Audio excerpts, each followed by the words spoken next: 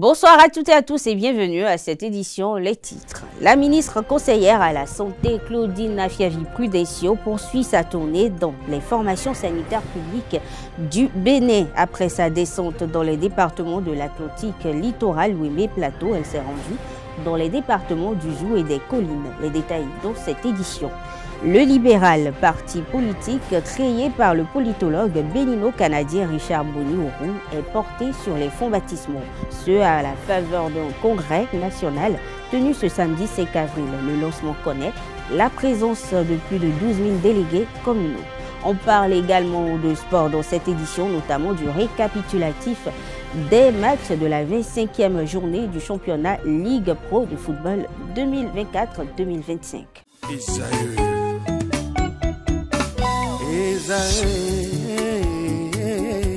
Vous recherchez une école de référence pour une double formation universitaire et professionnelle de qualité? Voici l'opportunité à ne pas rater. L'École supérieure d'administration, d'économie, de journalisme et des métiers de l'audiovisuel ESAE vous offre des programmes d'enseignement en licence et en master orientés vers l'emploi qui font d'elle une référence à travers les filières de l'administration générale et territoriale, l'administration du travail et de la sécurité sociale, droit, diplomatie et relations internationales, administration hospitalière, universitaire et intendance, journalisme et métiers de l'audiovisuel et toutes les filières des sciences de gestion. Une seule adresse, www.esae.bj.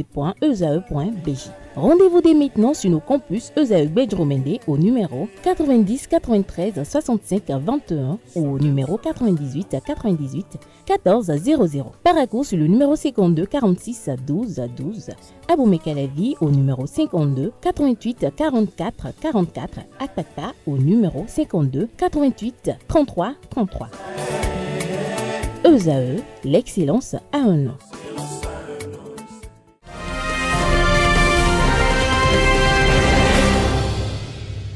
Bonsoir. En tournée nationale, la ministre conseillère à la Santé, Claudine Afiavi-Prudencio, s'est rendue dans les formations sanitaires publiques des départements du Zou et des Collines, ce après l'étape des départements atlantiques littoral de Lomé, du Mono et du Koufo. Voici un extrait de sa sortie. Cette tournée s'inscrit dans la vision stratégique du président de la République, résolument orientée vers une politique de santé accessible, équitable et de proximité.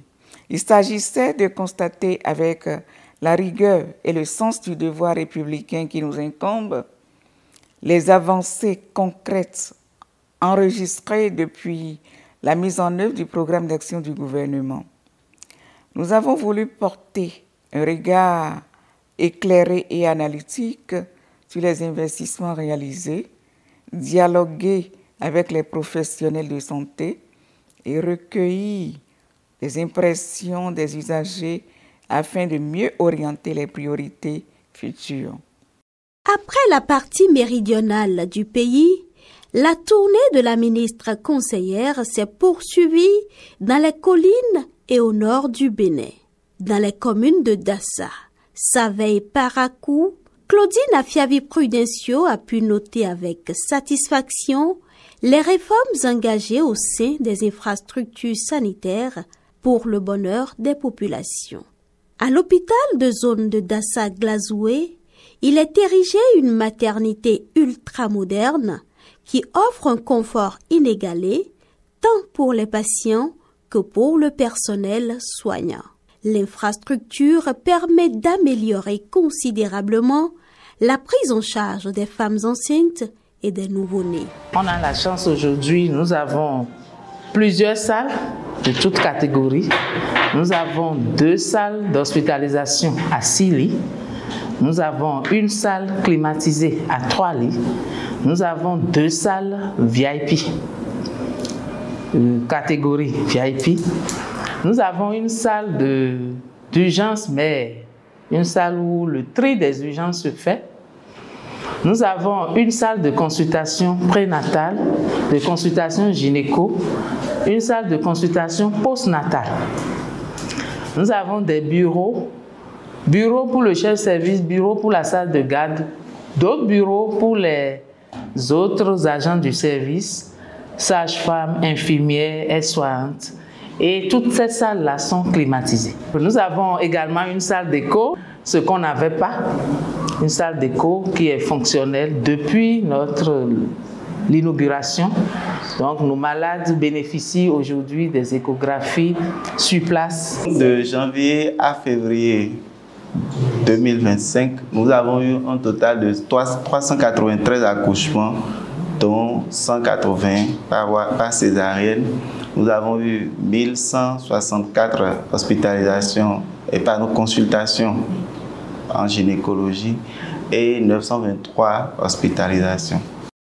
L'hôpital de zone de Save-Wessé, situé au cœur des collines, se distingue par son infrastructure moderne avec une architecture spéciale et son large éventail de services médicaux. Un joyau très apprécié des autorités sanitaires de la zone qui n'hésitent pas à le survaloriser. L'hôpital de zone de Save-Wessé, que moi j'appelle facilement le chic des collines, parce que c'est un hôpital qui a beaucoup de services, de nouveaux services d'ailleurs, et bien équipé et implanté sur un vaste domaine de près de 10 hectares. C'est aujourd'hui un hôpital de zone qui doit faire la fierté de tout le système sanitaire aujourd'hui. D'abord l'architecture, c'est un aspect qui sort de l'ordinaire, ce n'est pas partout dans les hôpitaux de zone. Après, quand vous allez au niveau de l'équipement, vous avez vu qu'aujourd'hui nous avons des équipements de pointe. Donc c'est une fierté pour nous aujourd'hui d'avoir un centre comme ça au niveau de notre zone sanitaire. Si vous avez connu l'ancien site là où nous étions et que vous venez ici, c'est comme le jour et la nuit, il n'y a pas à comparer. Aujourd'hui, au niveau de l'imagerie, avant, l'imagerie, c'était des films qu'on développait. Aujourd'hui, c'est numérisé. Ça veut dire que quand vous prenez l'image, vous pouvez régler ça, vous pouvez tout faire pour bien voir les lésions, les fractures, pour bien voir les lésions sur les images. Aujourd'hui, vous êtes plus à l'aise à voir ces images. En matière de qualité, de la rapidité aussi. Avant, quand vous demandez une radiographie, vous pouvez faire 1 heure, 2 heures avant d'avoir le résultat. Aujourd'hui, sur place, on vous donne les résultats. J'ai dit sur place parce que aujourd'hui, nous avons le système où on peut vous envoyer votre image dans votre bureau. Vous demandez la radio, le malade va à la radio et 5-10 minutes après, on vous dit bon, l'image est déjà sur votre PC et vous pouvez consulter ça aujourd'hui. Donc ça fait qu'aujourd'hui, nous avons la qualité dans ce que nous faisons et la rapidité, ce qui ça réduit le délai de prise en charge aujourd'hui. Et aussi, il y a des examens que nous ne faisions pas avant. Il y a des examens que je ne fais même pas dans le département que nous avons commencé à faire. On reçoit maintenant les malades même qui venaient de Tchaourou, qui viennent de Tchaourou aujourd'hui. Les malades viennent de Banter, de Savalou, de Dassa pour venir faire les soins chez nous aujourd'hui. Donc c'est un centre qui draine beaucoup de monde aujourd'hui. Doté de nouveaux services et de plateaux techniques de pointe, l'hôpital de zone de Save-Wessé propose des prestations variées, étendant ainsi sa zone de couverture sanitaire. Cet échographe est muni de 4 sondes, ce qui nous permet de réaliser les échographies classiques gynéco-obstétriques, mais aussi les échographies de spécialité comme les échos mammaires, les échographies vésico-prostatiques, les échos testiculaires, les échos thyroïdiennes, les échographies musculo-squelettiques et surtout les échographies de l'appareil circulatoire comme les échos-Doppler artériels, les échos-Doppler veineuses et les échographies Doppler cardiaques. Les militantes et militants du Parti Le Libéral se sont réunis ce samedi 5 avril pour le premier congrès national de la formation politique. C'était à Abomey-Calavi en présence de têtes couronnées, de personnalités et de militants venus des 77 communes du Bénin. ESAE-TV a été témoin de l'événement et voici son récit. L'arène politique béninoise accueille désormais une nouvelle formation politique, un challenger qui prône solidarité, progrès et équité. Il s'agit du Parti libéral. Il naît avec la ferme ambition d'apporter une nouvelle alternative aux Béninois.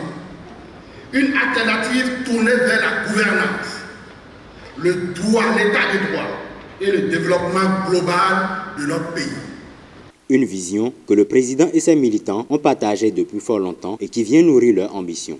Depuis décembre 2023, sous le leadership de Richard Boni-Ouourou, nous nous voyons parfois en de petits groupes pour échanger et discuter de notre vivre ensemble, notre avenir. Nous n'avons jamais cessé de travailler, de nous battre pour faire rayonner le mouvement libéral qui permet ce jour la naissance de son frère, notre tout nouveau parti politique, le libéral.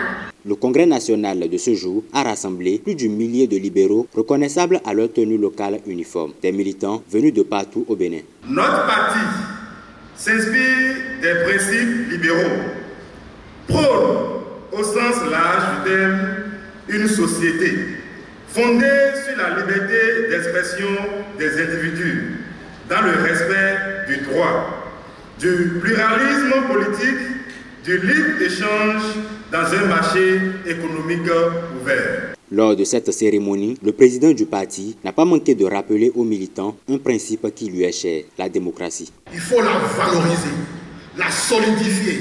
Elle doit être notre phare. Elle doit être la seule chose sur laquelle nous puissions nous fonder pour créer une société beaucoup plus moderne et plus juste. Ce n'est que la démocratie qui puisse faire ça. Les Béninois ne sont pas trompés, mais la démocratie a été faussée au fil du temps. La création de ce nouveau parti politique est perçue par ses militants comme la réponse à nombre de leurs préoccupations. De par ses engagements, le Parti libéral fait le pari de l'investissement au profit de l'amélioration des conditions de vie des Béninoises et Béninois. Libéral, libéral, libéral. Le ministère des Enseignements secondaires techniques et de la formation professionnelle hausse le ton contre une pratique qui persiste malgré les tests en vigueur. Il s'agit du renvoi des élèves pour non-paiement de contributions scolaires, notamment en période de devoirs surveillés et d'examens. C'est dans une note circulaire en date du 2 avril 2025 que la ministre par intérim Véronique Toye-Fodé du dit ministère rappelle aux chefs d'établissement aussi bien public que privé les prescriptions claires du règlement pédagogique en la matière. L'article 29 du règlement stipule que tous les élèves sont astreints au paiement de la contribution scolaire sauf dérogation conformément aux tests en vigueur. Les nouveaux élèves en classe de 6e et élèves transférés sont tenus de payer l'intégralité de la contribution avant leur inscription et les anciens élèves sont tenus de payer l'intégralité de la contribution au plus tard avant la fin du premier trimestre de l'année scolaire en cours. Pour mettre un terme aux pratiques contraires à ces dispositions, la ministre appelle les responsables d'établissement à adopter d'autres stratégies de recouvrement plus humaines sans nuire au parcours scolaire des apprenants. Parmi les mesures encouragées, des échéanciers de paiement, une sensibilisation renforcée des parents et dans certains cas un accompagnement ponctuel de l'État pour assurer la continuité du fonctionnement des établissements. L'objectif est de garantir l'accès équitable à l'éducation pour tous les enfants en évitant que ces considérations financières ne deviennent un facteur d'exclusion. Le gouvernement promet suivre de près l'application stricte de ces dispositions sur toute l'étendue du territoire national. L'évaluation diagnostique des enseignants contractuels de l'enseignement et de la formation technique et professionnelle a eu lieu samedi 5 avril 2025. Le lancement officiel s'est tenu au lycée d'amitié sino-béninoise d'Akasato. Élément signé SRTB. Ils sont 431 enseignants, agents contractuels de droit public de l'État, ACDPE du sous-secteur de l'enseignement technique et de la formation professionnelle à plancher pour cette évaluation diagnostique. Une initiative du gouvernement dont l'objectif est de vérifier les compétences de ces agents, mais aussi de garantir une intégration méritée dans les différents cadres d'emploi des fonctionnaires de l'État. Cela s'inscrit dans la continuité de la première évaluation qui a été réalisée en 2019 pour les enseignants du secondaire général. Vous savez que le secteur de l'enseignement technique et de la formation professionnelle est un secteur vraiment avec beaucoup de réformes actuellement parce que sous l'impulsion même du chef de l'État, le président Patrice Talon, parce que le TFP est en train de devenir le fer de lance en quelque sorte pour le développement de notre pays. La foresterie, la production animale, la production végétale, la couture, la mécanique auto sont entre autres les matières composées par ces enseignants. L'épreuve intègre à la fois une partie théorique et une partie pratique et est organisée avec l'expertise de l'Office du baccalauréat pour la rigueur et la transparence. La réussite à cette évaluation va permettre d'apprécier le besoin en formation et puis les résultats permettront aussi d'ouvrir la voie, si on peut le dire ainsi, aux enseignants par rapport aux différents cadres de l'emploi des fonctionnaires de l'État. Pour cette évaluation, les 431 ACDPE issus des 32 corps de métier sont répartis dans 12 centres de composition sur l'ensemble du territoire national. Le président de l'Association nationale des communes du Bénin, Luc Setonji Atropo, et ses partenaires ont inauguré un module de 3 salles de classe dans la commune d'Atiémé. C'était le 24 mars dernier. Voici le point. Promouvoir l'éducation dans un cadre sain. C'est l'objectif que vise l'Association nationale des communes du Bénin en inaugurant un module de 3 salles de classe avec bureaux et magasins à l'EPP d'Évémé dans la commune d'Atiémé. Cet acte noble vient mettre un terme aux peines des apprenants. Nous venons de faire un pas ici aujourd'hui et ce pas est juste venu accompagner, comme je l'ai dit, ce que fait déjà le conseil communal à Atiémé et ce que fait déjà le gouvernement au niveau national. Merci aux enfants, vous avez promis de faire en sorte que ce joyau soit entretenu. Nous comptons sur vous, nous comptons sur les parents d'élèves qui sont là aussi et sur les enseignants. Ce geste a été possible grâce à l'accompagnement des partenaires italiens de l'Association nationale des communes du Bénin. Les institutions, c'est l'arme pour développer un pays. Les citations qu'il a fait, les directeurs, je vais ajouter une autre. Il y a le prix Nobel, c'est une dame du Pakistan qui l'a dit, donnez Mozambique et j'y ferai une révolution. C'est ça donc l'esprit que nous sommes en train de déposer. J'espère surtout que, monsieur le maire, comme vous avez dit, il faut la bien utiliser, oui, c'est clair. C'est parce que sinon, mais surtout la maintenance, l'entretien. Les bénéficiaires ont reçu avec joie ce précieux présent. Celui qui agit, celui qui pose des actes, celui qui vient vous solidariser dans l'éducation, celle qui vous a donné l'arme pour le développement. Ces enfants-là, c'est les enfants de demain. C'est eux qui veulent construire Atiémé. C'est eux qui veulent continuer avec le développement d'Atiémé. Le faisant, le président de l'ANCB, en coopération, en partenariat avec le consul, sont en train de contribuer, d'apporter leur pierre à l'édifice de la commune d'Atiémé. Les mots nous manquent pour exprimer la joie qui nous anime ce jour. Nous vous disons merci pour le choix porté sur notre établissement pour la construction de modules de salles de classe. Atiémé bénéficie de ce joyau grâce à la diplomatie du président de l'ANCB, Luc Setonji Atropo, qui entend faire davantage pour l'épanouissement des populations. Après l'étape d'Atiémé, le président de l'ANCB a procédé au même exercice dans la commune de Covey le 25 mars. Compte rendu. Inauguration d'un module de 3 salles de classe avec bureaux et magasins dans la commune de Covey. Le président de l'Association nationale des communes du Bénin, Luc Setonji Atropo, et ses partenaires ont offert ce joyau aux apprenants pour leur permettre de travailler dans de bonnes conditions. L'éducation est le socle de tout développement, nous le savons très bien. Nos enfants d'aujourd'hui seront les adultes de demain, seront les décideurs de demain, seront les développeurs de demain. Et nous avons donc l'obligation de les soutenir, de soutenir les enseignants. Et soutenir l'enseignant, c'est de lui permettre de travailler dans de très bonnes conditions. Le gouvernement du président Patrick Talon le fait très bien. Nous avons beaucoup de réformes dans le domaine de l'éducation et nous devons nous aussi apporter notre petite pierre à l'édifice. Cette infrastructure a été construite grâce à une famille italienne. En représentance de la famille Dossi. C'est grâce à eux qui aussi sont fait l'école Générale Dossi.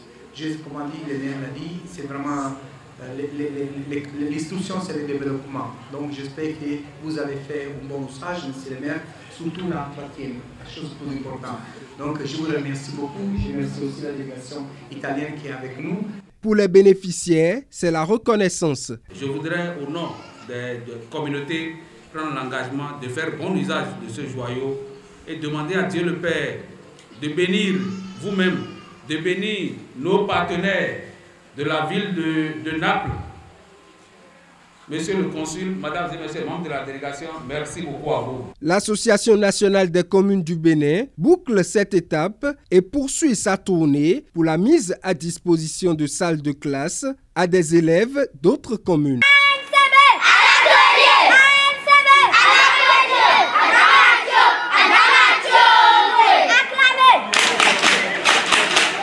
Le Bénin a célébré le 2 avril dernier la journée mondiale de sensibilisation à l'autisme à l'instar des autres pays du monde. À l'occasion, un point a été fait sur les avancées réalisées dans la prise en charge des enfants autistes à Cotonou et à Abomey-Calavi. Le bilan fait suite à un projet pilote de prise en charge intégrée mis en place par le gouvernement pour améliorer les conditions de vie de ces enfants. Et la ministre des Affaires sociales de la microfinance a supervisé cette capitalisation à mi-parcours en présence d'autres acteurs clés.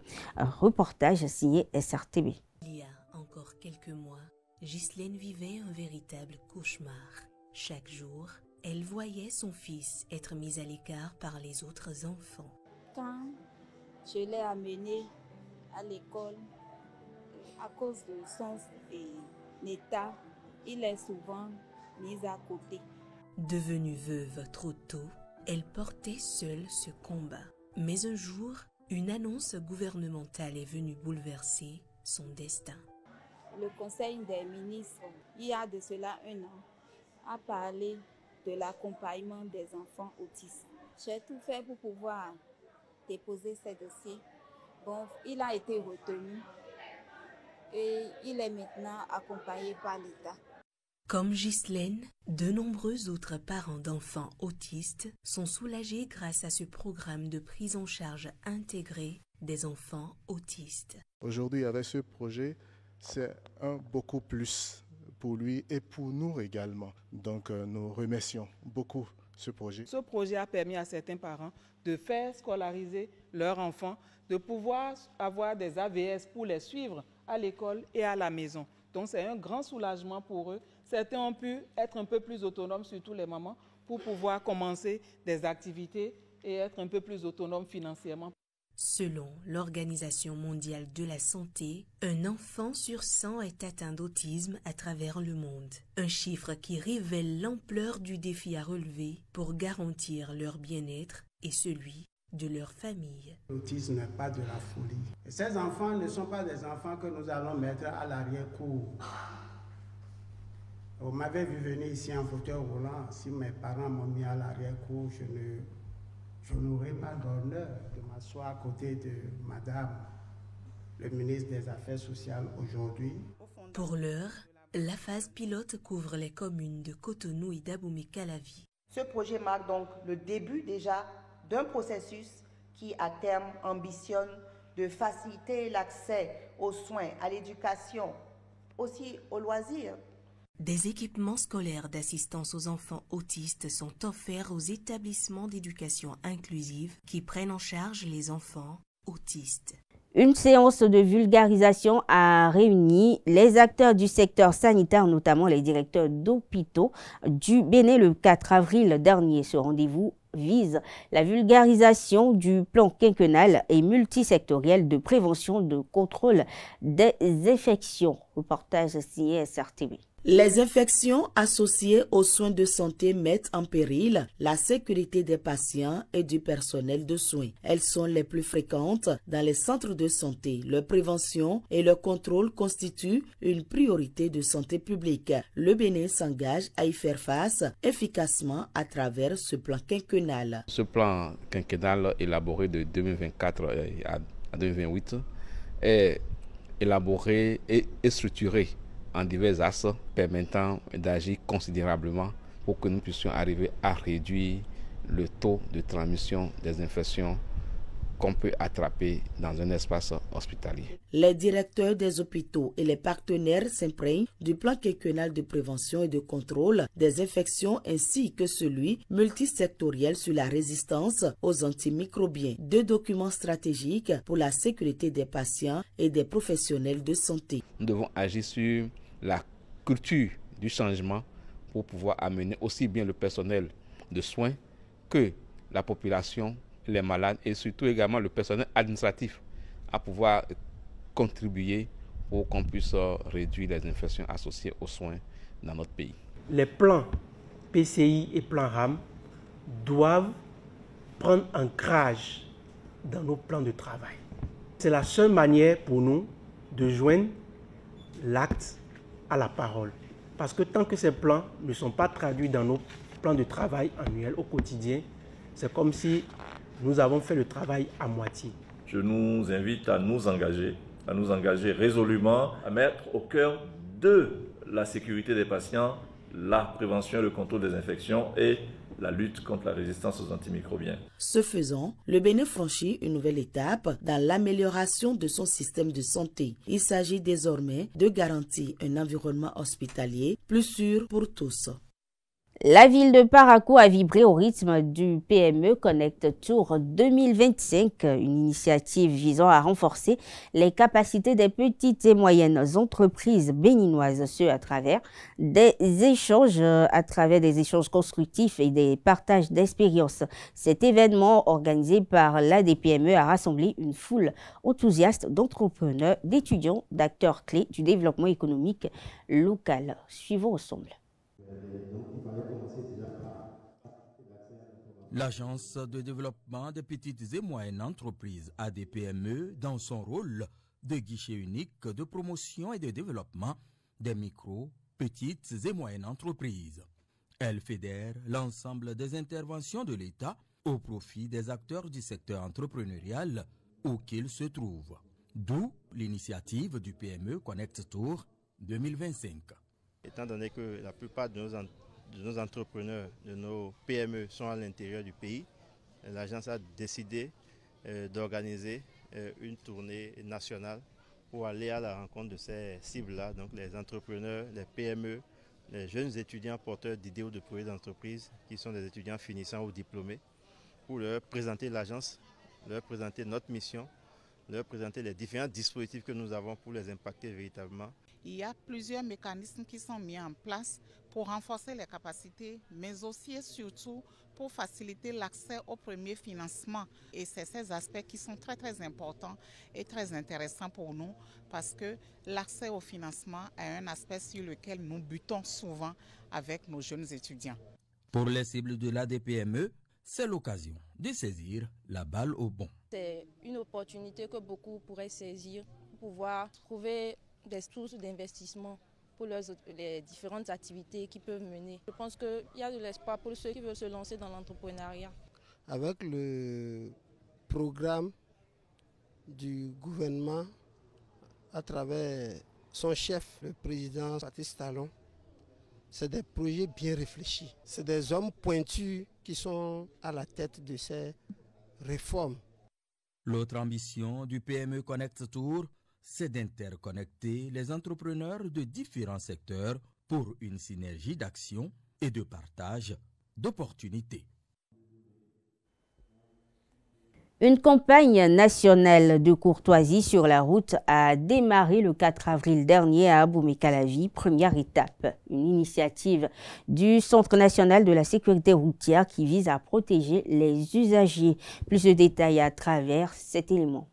Insultes, menaces, agressivité, voire même des coups de poing. Ces scènes sont récurrentes dans la circulation. Et pourtant, nous avons tous l'obligation de faire preuve de courtoisie au volant ou à moto. La courtoisie sur la route commence par un simple geste. Une simple décision de faire passer l'autre avant soi.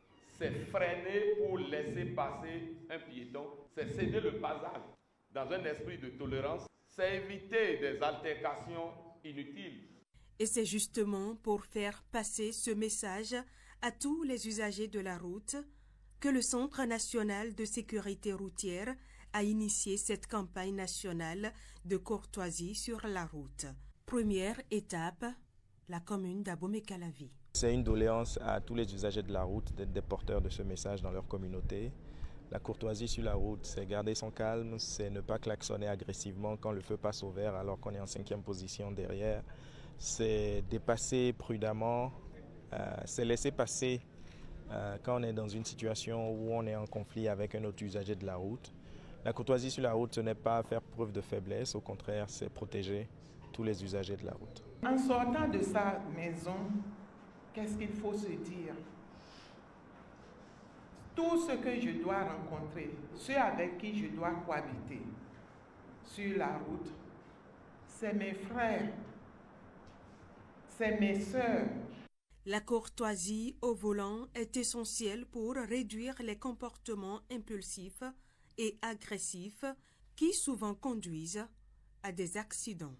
Des accidents qui, selon des statistiques du CNSR, font environ 700 décès par an au Bénin.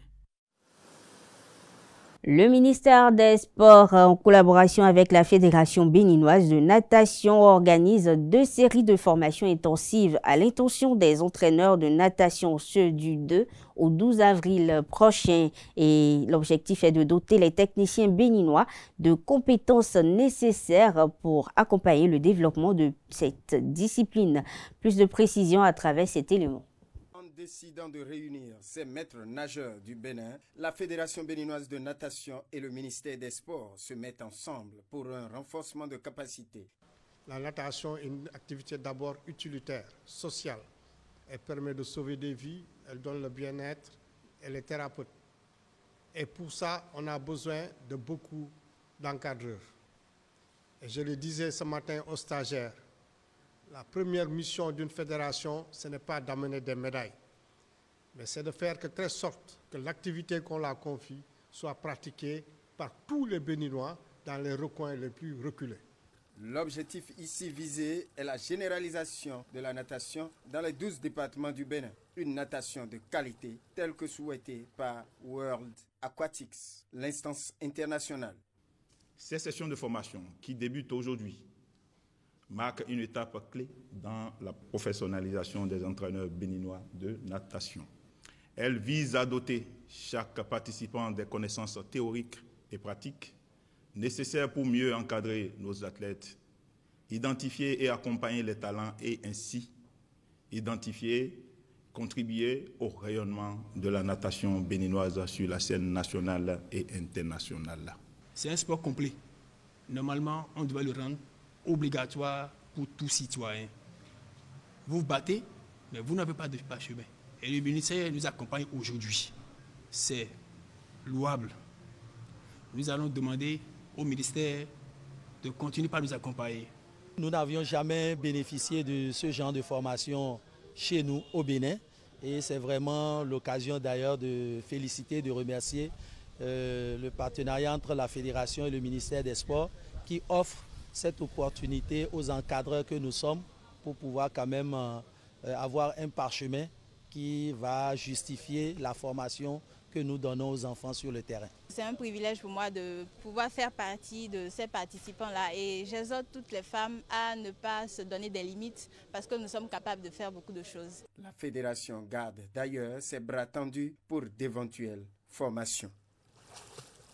Un grave accident s'est produit ce samedi 5 avril à Moumoudi, un quartier situé à l'entrée de la ville de Dassazoumé dans le département des Collines. L'incident a fait 6 morts et un blessé. Selon les informations rapportées par un média de la place, le camion était en provenance de Parakou tandis que le véhicule léger 9 places était dans le sens opposé. Pour l'heure, les causes de cette collision restent inconnues. Informés de la situation, sapeurs-pompiers et agents de la police républicaine se sont dépêchés sur les lieux.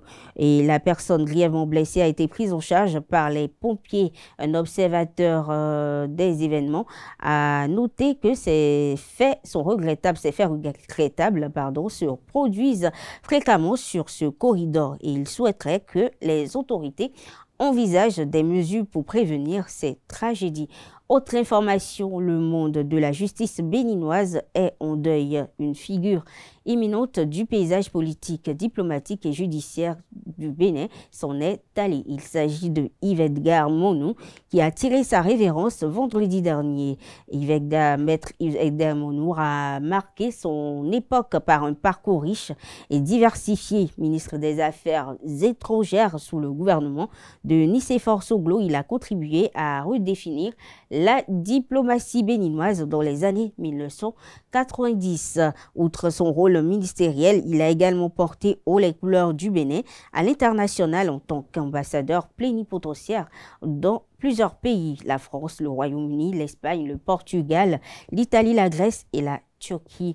Nous souhaitons nos vives condoléances aux parents et proches du défunt. On parle toujours de décès dans cette édition.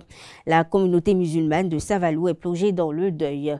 Aliou Djoulde Touré Mohamed, l'imam central de la ville, est décédé ce samedi. Son décès survient peu de temps après avoir dirigé avec dévotion et piété la grande prière de la fête du Ramadan. Le dimanche précédent, selon les informations d'un média, l'imam aurait été victime d'un accident vasculaire cérébral AVC après cette prière finale. Malgré les soins qui lui ont été prodigués et donnés, il n'a malheureusement pas survécu. Et respecté par son engagement, spirituel et sa sagesse, Aliou Djoulde Mohamed laisse derrière lui une communauté profondément attristée et privée de son guide spirituel. Nous souhaitons également nos vives condoléances à ses proches.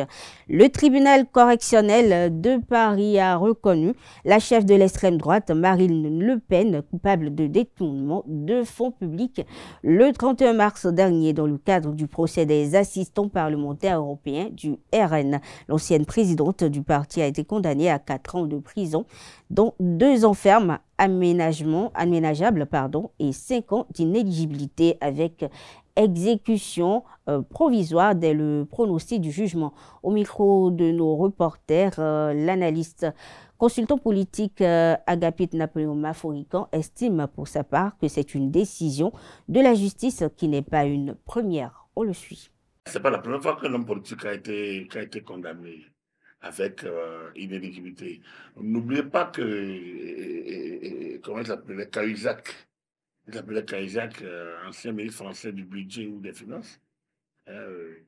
Cahuzac a été condamné parce qu'il avait détourné ou bien tout contre ça. Il a été condamné avec peine d'inéligibilité. Il me semble que plus loin, Bernard Tapie, il avait été aussi. Bernard Tapie, ancien ministre de la ville de François Mitterrand. Il me semble aussi. Alors donc, c'est pas nouveau. Alors, je ne comprends pas pourquoi il y a une sorte de raille contre la justice. Ce tollé, il est français, mais il montre les limites de la démocratie française. Et il montre comment nous abreuvons pas nécessairement la belle école, à la bonne école. C'est eux qui ont créé la justice. C'est eux qui lui ont donné les prérogatives. Et c'est eux qui se lamentent de ces prérogatives. Je ne comprends pas. Est-ce que Marine Le Pen est au-dessus de la loi? Alors, on dit que c'est une candidate. Mais est-ce que la candidature à l'élection présidentielle de 2027 est déjà lancée? On est aujourd'hui, donc on n'est pas encore dans l'élection présidentielle. Donc il faut que elle veut faire un recours. Donc du coup, elle a fait son recours et que les institutions françaises tournent. Alors moi, est-ce qu'on doit juger les gens en regardant leur statut? Voilà la question qui se pose aujourd'hui. Et là, on peut dire que la française de la politique répond oui. Et une certaine opinion répond oui. Comme au Bénin ici, où on trouve que, bon, certains prisonniers sont plus importants que d'autres, et que certains présumés, certains prévenus, sont déjà des prévenus politiques. On doit donner une considération politique à eux, parce qu'ils sont des hommes et femmes politiques. On doit les regarder. Alors, parce que le peuple lambda, les citoyens lambda, eux, subissent la loi, la rigueur de la loi. Et l'analphabète, on lui oppose que nul n'était censé ignorer la loi. Personne ne se plaint, ne le défend. Mais on défend les meilleurs, l'élite. Donc l'élite doit être au-dessus de la loi. Si c'est ça, qu'on le écrive dans la Constitution. Donc je pense que, vu du côté français, ça n'honore pas la France, je pense. Ça n'honore pas la France, ça n'honore pas la politique française. Mais là, moi, je ne suis pas juge. personnellement, j'aurais regardé certainement la personnalité de Marine Le Pen. Je dis personnellement, mais moi, si je l'étais, mais est-ce que la loi le permet? Le faire, est-ce que ce n'est pas également créer une loi sur la loi? Donc, je comprends, mais je trouve que ce n'est pas normal. Les gens doivent se retenir et éviter et régler les problèmes. S'ils estiment que le juge a trop de pouvoir, on va le limiter. Parce que donner trop de pouvoir sur le juge, c'est de l'insécurité, c'est nous mettre en insécurité. Donc, s'ils estiment que le juge a trop de pouvoir, donc on va le limiter. Mais il ne peut pas le laisser exercer son pouvoir et après commencer à dire que, commencer par la charger. Il faut protéger la justice, il faut protéger la justice. Il ne faut pas les livrer à la vindicte populaire comme on le suit. Franchement, je désapprouve les attaques contre la justice. Parce que j'estime que c'est une institution qu'il faut respecter. Il y a des abus, oui. S'il y a des abus, on a qu'à détecter, abus et corriger. Les politiques, tout ce qui réagissent contre la justice en France, là, c'est les législateurs. Ils ont le temps de légiférer. Alors, donc, c'est eux qui donnent à la justice sa prérogative. C'est pas la peine de l'attaquer. Voilà. Pour moi, Marine Le Pen est une justiciable comme Bernard Tapie l'avait été, comme Cahuzac. J'ai oublié son prénom, comme Cahuzac l'a été aussi tout récemment. Alors donc, qu'on cesse de nous embourer dans cette rhétorique négative sur le fonctionnement de la démocratie et des institutions. Si une loi est mauvaise, on la remplace. Si on estime que la justice a trop de droits, encore on a qu'à la recanaliser. Voilà. Parlons toujours de la chef de file du RN, Marine Le Pen. Voici l'analyse du géopolitique Hamzat Abdoulaye sur sa situation actuelle. Cette condamnation, c'est une décision de justice qu'il faut certainement respecter. Je pense que Marine Le Pen aura la possibilité de faire appel suite à cette décision de justice et ça pourrait également entraîner cette procédure ou la rendre encore plus longue. Mais ce qui est certain, c'est que cette affaire de détournement est aussi associée à une autre affaire des assistants parlementaires également, auxquels le parti est mêlé, auquel Marine Le Pen également est liée. Et je pense que la carrière politique surtout, et ça c'est la lecture que j'en fais, la carrière politique de Marine Le Pen est mise en péril. Et la deuxième chose, parce qu'elle sera doublement éprouvée en tant que femme politicienne, mais en tant que future candidate également. Je pense que son rêve de diriger la France un jour va prendre un coup parce que cette décision pourrait avoir des conséquences lourdes sur son potentiel candidat, sa potentielle candidature pour les prochaines élections de 2027. Il faut aussi retenir une chose, c'est le nom du parti qui prend un poids.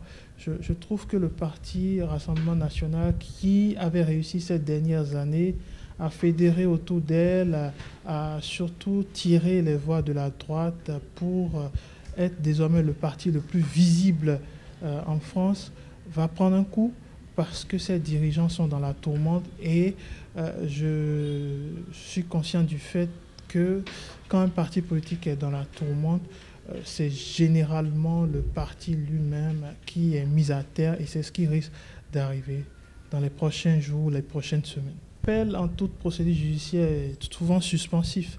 Donc je pense que, oui, là nous sommes en 2025, les élections présidentielles sont dans 2 ans. Je ne suis pas sûr que faire appel va obliger le tribunal ou les correctionnels de Paris à prendre autant de temps pour statuer. Ce qui est certain, c'est que c'est une véritable crise dans laquelle se retrouve le parti et surtout l'image du parti qu'incarnait Marine Le Pen. Alors derrière, on se dit, est-ce que Marine Le Pen a réussi à sortir des carcans de son père? Je pense qu'en changeant le nom du parti, c'était l'objectif. En nommant des collaborateurs à des postes stratégiques, c'était aussi une façon d'y arriver.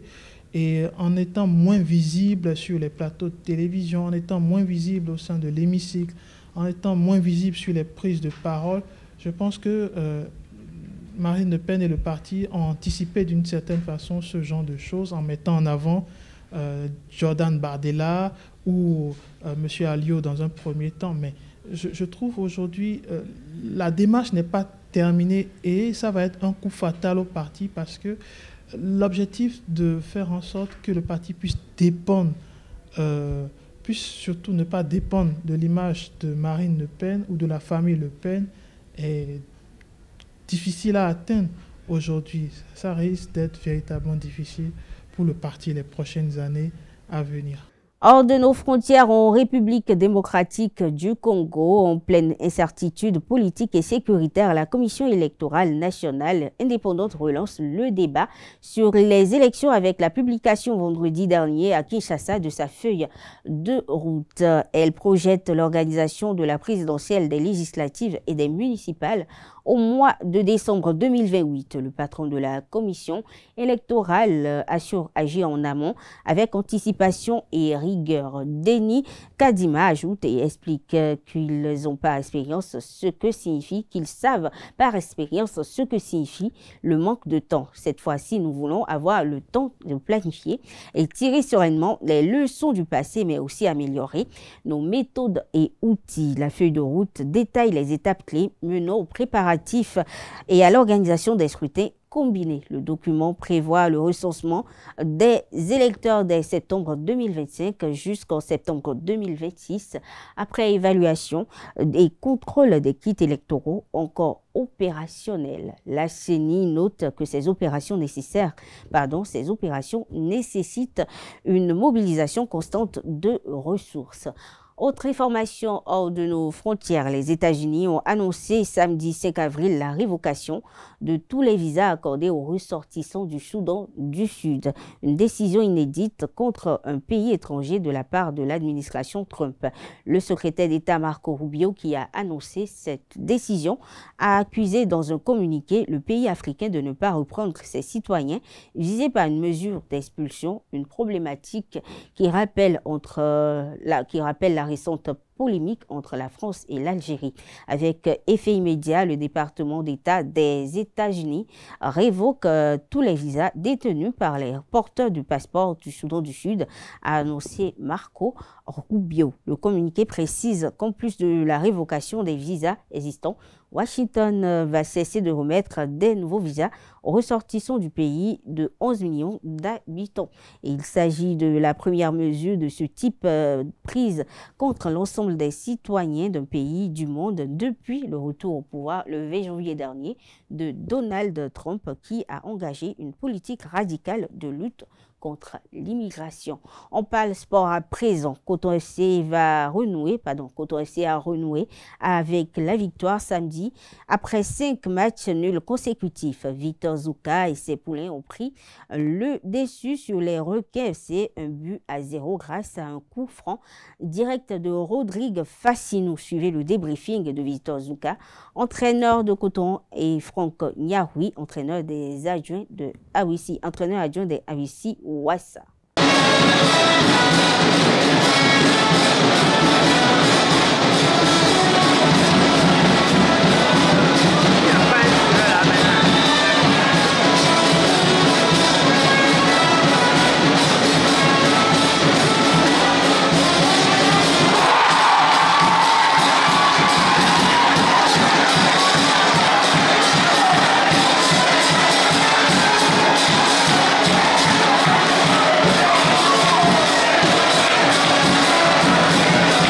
Je peux avoir peut-être le sourire parce qu'on a pris les 3 points. Mais bon, la prestation n'est pas à la hauteur. Bon, maintenant, je vais vous dire qu'on a fait des matchs d'une autre qualité que ce soir. Et malheureusement pour nous, on a fait des matchs nuls. Donc aujourd'hui, on a été nettement en dessous de ce que l'on fait d'habitude.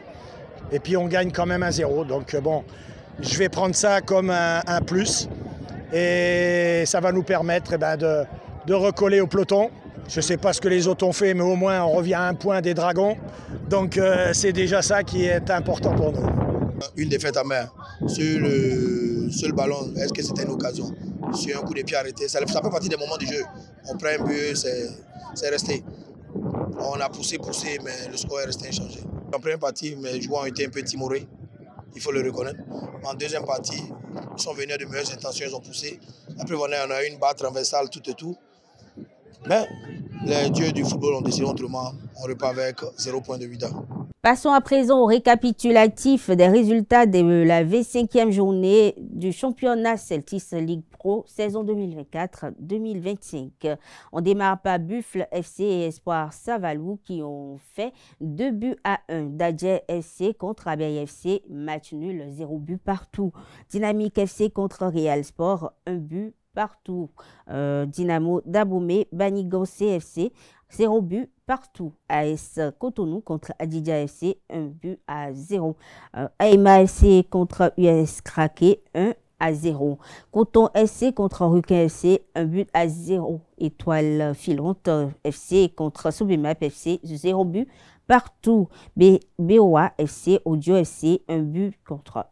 Oluto Popo FC contre Damissa FC, 1-0. Panthère FC Dynamo P, 0 but partout. Takuni FC AS Cavalier, 0-1. AS Tonnerre BKFC, 1-2.